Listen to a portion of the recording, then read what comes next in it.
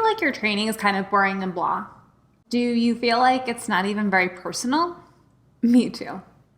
So don't worry, friend, I've got you. In today's video, I'm going to give you tips on how to bring the human back to your training.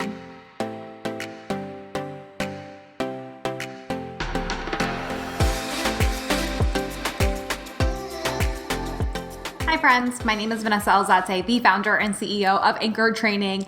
And as an instructional designer since 2009, I have seen so many different approaches to training, both expensive and not so expensive. And so that's why I am here to give my viewers tips and tricks on how to enhance their learning content.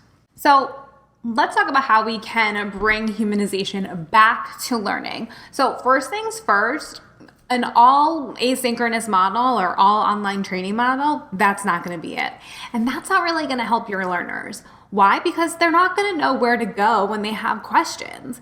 Yeah, there's a lot of content out there that is really great to be online content and doesn't merit being in class session. It takes time away from trainers. It takes time away from other staff. It is a utilization of time, resources, commuting, all those good things. I get it. But there are some really great opportunities that you have to supplement your online training to bring the humanization back.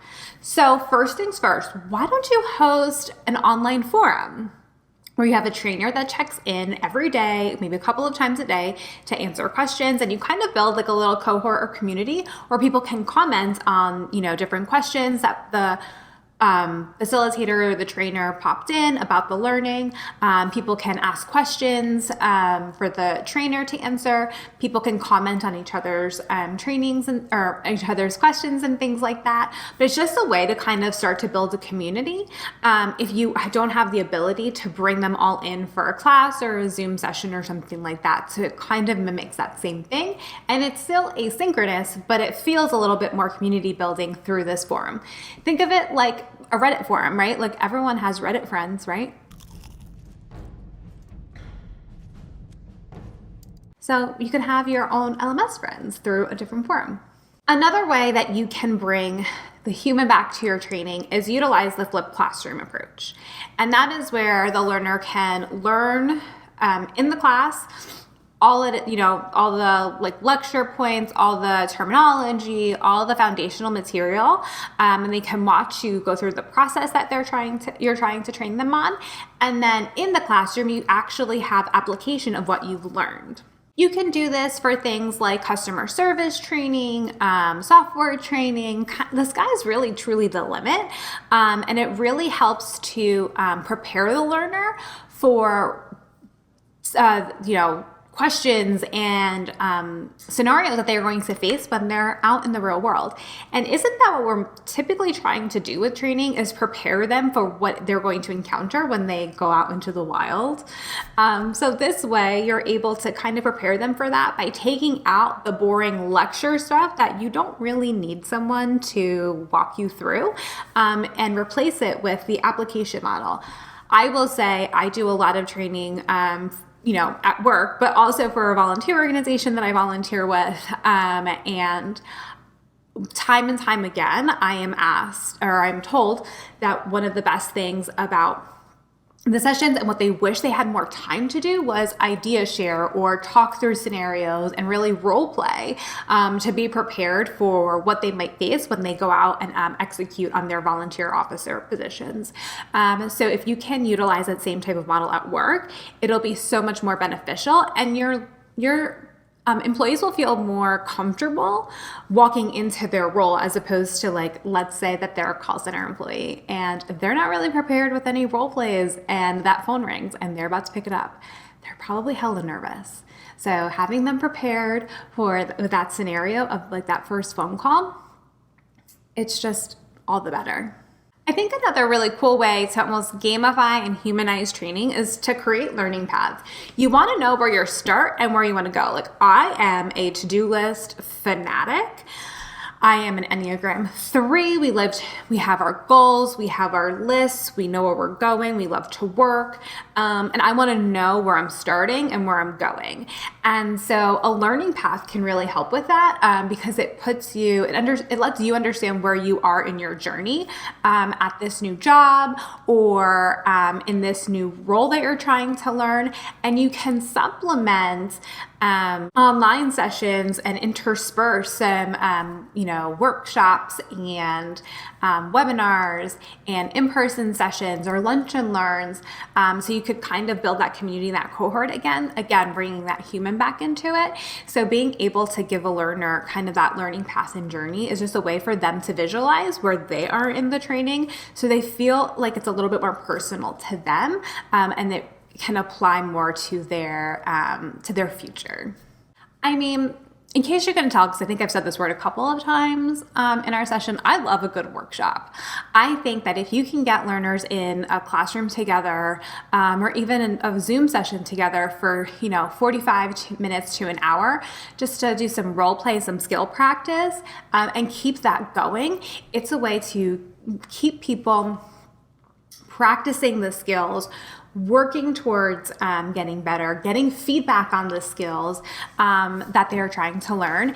And it just helps to, build that community and helps, trainers and learning development professionals identify, who needs a little bit more coaching, where there's some opportunities for additional training, and who your shining stars are that you really can elevate and have them take a more elevated role at the organization or within that department.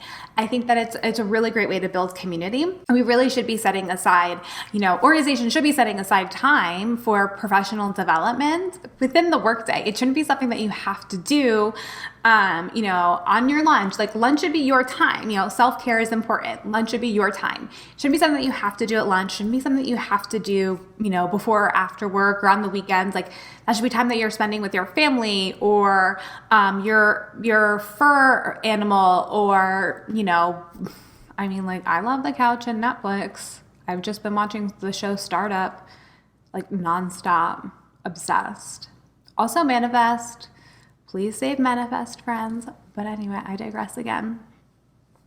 But have time in the work week, every week or every month where your employees can take time for some professional development and do these types of workshops and offer these things that they can actually practice skills with in the safety net with their coworkers. I think that it's a really great way to meet new people at the office, but also gain some coaching as well. And then my next tip for you to help humanize learning is, do you have a pool of employees that can serve as mentors at your organization? And mentor programs, well,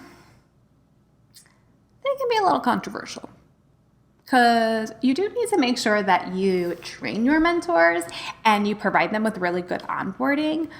But also, you want to make sure that you compensate or reward your mentors. I mean, mentor programs are really not that successful if your mentors aren't getting anything out of it. And yes, that there are mentors that will do it out of the goodness of their heart. And a lot of people will do things out of the goodness of their heart, I truly believe. However, it is really important for the success of the program to be able to compensate that mentor. And if you can't compensate financially, then one, you should really think about the investment of a mentor program at your organization.